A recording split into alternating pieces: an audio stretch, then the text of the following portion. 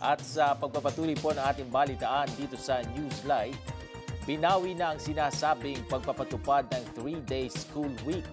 Kaugnay nito, ilang mga magulang at mag-aaral ang nagpahayag ng pagkatuwa sa balitang ito. Narito ang ulat ni Karen Garucha. Isa ang Caloocan Central Elementary School sa mga napiling sampulan ng DepEd sa plano nitong 3-day school week o 3 araw na pagpasok ng mga estudyante.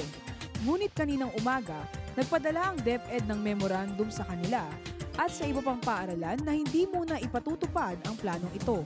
Gusto namin linawin na hindi tayo sa ngayon magpapatupad ng 3-day school week dahil madami pa tayong pag-aaralan dito tungkol sa usapin ng mga mag-aaral, yung attention span nila, yung preparasyon natin para sa mga guro, yung preparasyon natin para doon sa mga learning materials.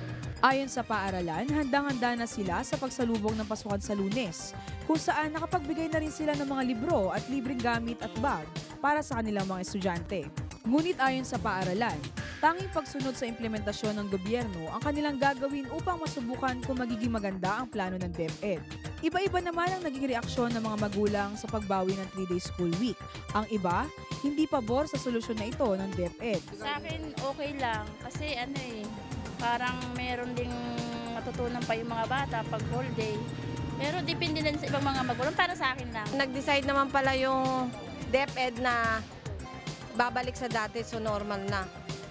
Hindi na abala sa mga parents, sa mga estudyante. Kasi katulad niya, sa grade 3, grade 4, yung mga bata minsan pag sabing recess, hindi naman talaga sila kumakain, nakakalimutan. Paano na lang yun the whole day na hindi sila makakain, so magkakasakit. Problema na naman ng magulang yon. Ang ilang mga estudyante sa paaralan ng Caloocan, naging positibo ang pananaw samantalang ang ilan hindi natuwa rito. Mapapagod po kami kasi buong araw po kami magle-lecture sa school. Masaya. Bakit? Laging naglalaro. Ako ang inyong kaibigan, Karen Garucha para sa Newslight.